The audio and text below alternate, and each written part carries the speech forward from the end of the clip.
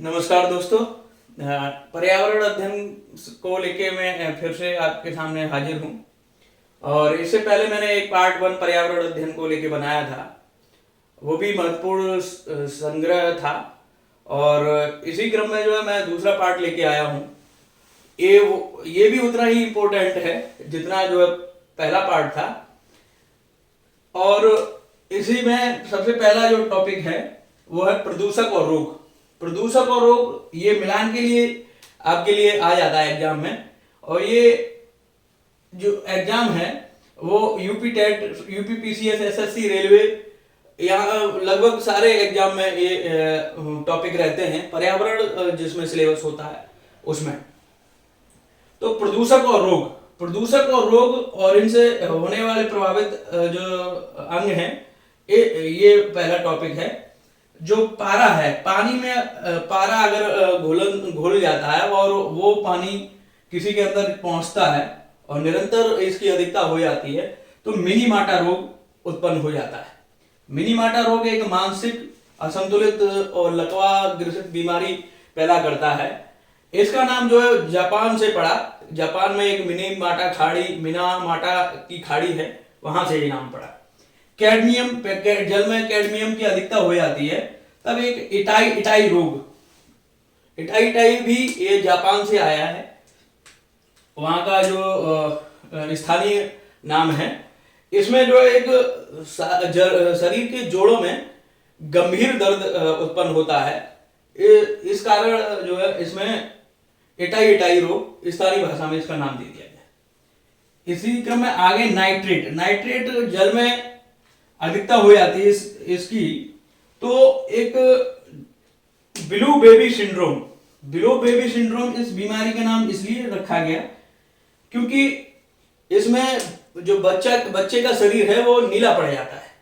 और नीला इसलिए पड़ता है क्योंकि इसमें रक्त में ऑक्सीजन की कमी हो जाती है। इस कारण जो शरीर है वो नीला पड़ जाता है बच्चे का। ये बच्चों में देखने को ज्यादा मिलती है। फ्लोराइड प्रदूषक अगर पानी में मिल रहा है तो एक फ्लूरोसिस ये जो रोग है वो दांतों से संबंधित है। आर्सेनिक की अधिकता अगर जल में मिलती है तो ब्लैक फुट नाम की बीमारी होती है। इसमें रक्त वाहिकाएं जो होती हैं वो क्षतिग्रस्त हो जाती हैं। इसी तरीके से एस्बेस्टस धूल, ये जो है फेफड़े का कैंसर, फेफड़ों में जो है कैंसर उत्पन्न करती है ये धूल। और सीसा, जिसे लेड के नाम से भी जाना जाता है और इसे पीबी भी बोलते हैं, रासायनिक सूत्र इसका पीबी है। ये जो है अगर शरीर के अंदर इसकी अधिकता हो जाती है तो मस्तिष्क को ये नुकसान पहुंचाता है। इसी तरीके से कार्बन मोनोऑक्साइड, जिसे सीओ बोलते हैं, ये कोशिकीय श्वसन में बाधा उत्पन्न करता है। नाइट्रोजन ऑक्साइड ये कैंसर कारक है। और ये है मरकरी, इससे जो है उदर संबंधी समस्याएं भी उत्पन्न होती हैं। एक जो HG है वो ये भी है, ये उदर संबंधी समस्याएं भी पैदा करता है। एक मिनेमाटा बीमारी भी उत्पन्न की और ये जो है उदर संबंधी जो समस्याएं होती हैं वो उत्पन्न करता है। इसी क्रम में जो है महत्वपूर्ण संस्थाएं और मुख्यालय, ये भी जो है काफी महत्वपूर्ण है और पर्यावरण से संबंधित हैं। संस्थाएं तो बहुत सारी हैं लेकिन ये पर्यावरण बेसिकली जो है इनको पर्यावरण से संबंधित यहाँ बताने के लिए मैं आपको बताने जा रहा हूं। इसमें आईयूसीएन की स्थापना 1948 में हुई, जिसका पूरा नाम, कभी कभी फुल नेम भी इसका पूछ लिया जाता है, जो international union for conservation nature इसका पूरा नाम है। और इसके जो मुख्यालय है वो मार्गस, स्विट्जरलैंड में पड़ता है। ये इसकी विशेषता ये है कि ये रेड डाटा बुक जारी करती है। ये जो संस्था है रेड डाटा बुक जारी करती है। इसमें संकटग्रस्त, संकटापन्न और ये विलुप्त प्रजातियों की लिस्ट होती है इस बुक में, तो ये जारी करती है। इसी क्रम में WWF भी एक संस्था है जो 1962 में स्थापित हुई। इसका पूरा नाम वर्ल्ड वाइड फंड है और इसका जो मुख्यालय है वो ग्लैंड में है, वो स्विट्जरलैंड में पड़ता है। और ये इसकी मुख्य चीज है जहां से प्रश्न बनता है, इसका जो प्रतीक चिन्ह है वो है जॉइंट पांडा, जॉइंट पांडा। इसी तरीके से UNEP, इसकी स्थापना 1972 में हुई। इसका पूरा नाम यूनाइटेड नेशन एनवायरनमेंट प्रोग्राम है, यूनाइटेड नेशन एनवायरनमेंट प्रोग्राम। इसका जो मुख्यालय है वो है नैरोबी में। ये अफ्रीकन कंट्री है, ये कीनिया की राजधानी है नैरोबी। और इसकी जो मुख्य चीज है जो एग्जाम में पूछी जाती है, ये ग्लोबल 500 पुरस्कार, ग्लोबल 500 पुरस्कार इसके द्वारा जारी किया जाता है, इसके द्वारा प्रदान किया जाता है। ये मैं कभी कभी आपको सीधे सीधे ग्लोबल 500 पुरस्कार किस संस्था के द्वारा जारी किया जाता है या किसके द्वारा दिया जाता है, तो आपको ऑप्शन में IUCN, WWF और भी कुछ NGT, ग्रीन पीस वगैरह ऐसे ऑप्शन दिए होंगे, तो आपको उसमें UNEP ऑप्शन पर टिक करना है। इसी तरीके से NGT, ये भी जो है काफी महत्वपूर्ण है और सर्दियों का मौसम चल रहा है तो NGT अभी जो है काफी चर्चा में रहता है, क्योंकि भारत के अंदर पर्यावरणीय समस्याएं सर्दियों में काफी थोड़ी उत्तर भारत में बढ़ जाती हैं। तो NGT का जो कार्य है वो पर्यावरणीय संबंधित मामलों को ये देखता है। इसकी जो स्थापना हुई 2010 में हुई और इसका जो मुख्यालय है वो नई दिल्ली में है। इसकी एक मुख्य पॉइंट ये भी है इसके साथ में कि भारत एक विश्व में तीसरा ऐसा देश है जिसने अपने यहां पर नेशनल ग्रीन ट्रिब्यूनल की स्थापना की है, मतलब एक कोर्ट की स्थापना की है। इससे पहले जो ऑस्ट्रेलिया और न्यूजीलैंड दो देश इससे पहले इस प्रकार की संस्था को विकसित कर चुके हैं। अच्छा, इसके ये भी पूछा जा सकता है कि इसमें वर्तमान में जो अध्यक्ष फिलहाल में कौन है, वो है आदर्श कुमार गोयल। इसके जो वर्तमान में अध्यक्ष है वो है आदर्श कुमार गोयल। इसी क्रम में ग्रीन पीस जो संस्था है वो 1971 में स्थापित हुई। इसका जो मुख्यालय है वो एम्स्टर्डम है, इसका जो मुख्यालय है एम्स्टर्डम जो नीदरलैंड में पड़ता है। इसकी जो राजधानी है एम्स्टर्डम।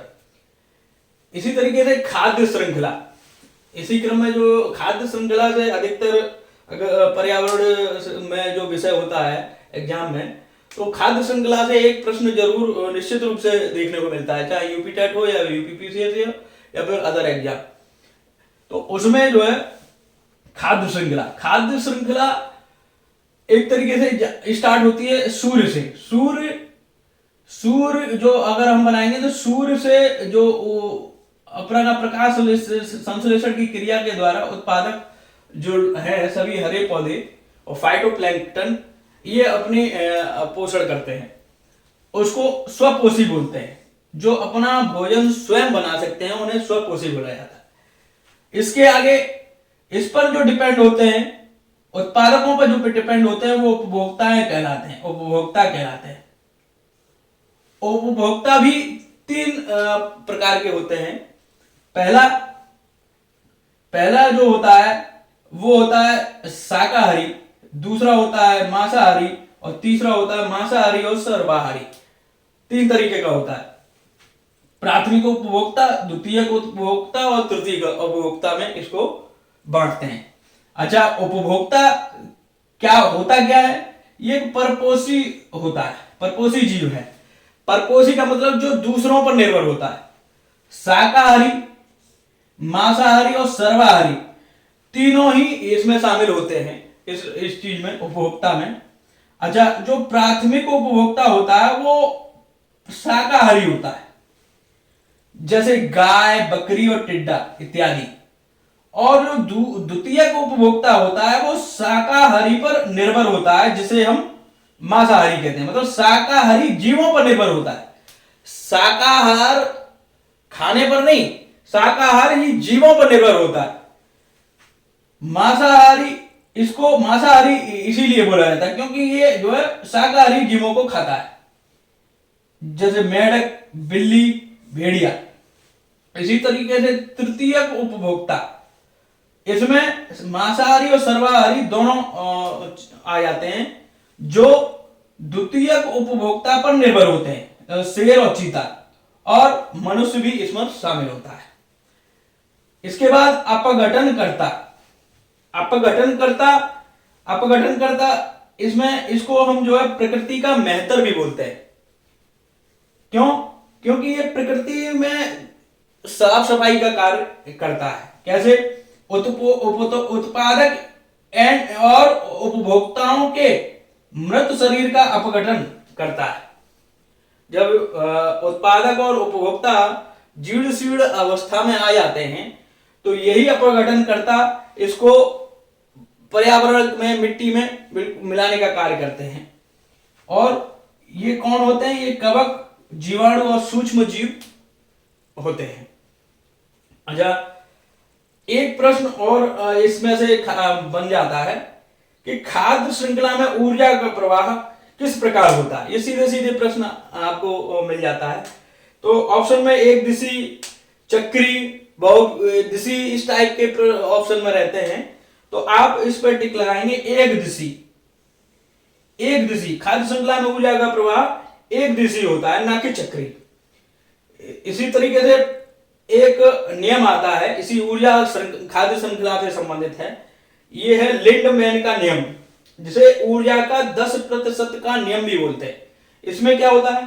प्रत्येक पोषण तल पर 90% ऊर्जा जैविक क्रियाओं में उपभोग कर ली जाती है, केवल 10% ऊर्जा ही अगले पोषण स्तर में जाती है। कहने का मतलब है कि 90% ऊर्जा इसमें एक उत्पादक से उपभोक्ता, उपभोक्ता से अपघटनकर्ता की तरफ 90% ऊर्जा तो खत्म हो जाती है और 10% ऊर्जा का ही आगे के लिए प्रभाव होता है।